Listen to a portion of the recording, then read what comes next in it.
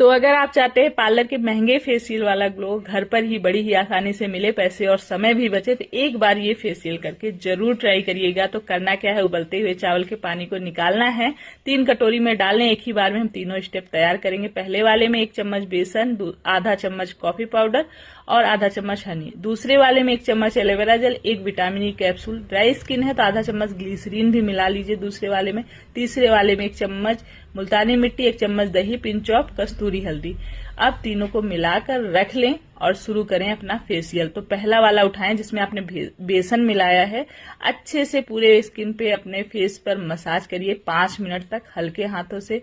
अब दूसरा वाला उठाइए और 10 मिनट तक अच्छे से फेस पे खूब बढ़िया मसाज कर लीजिए।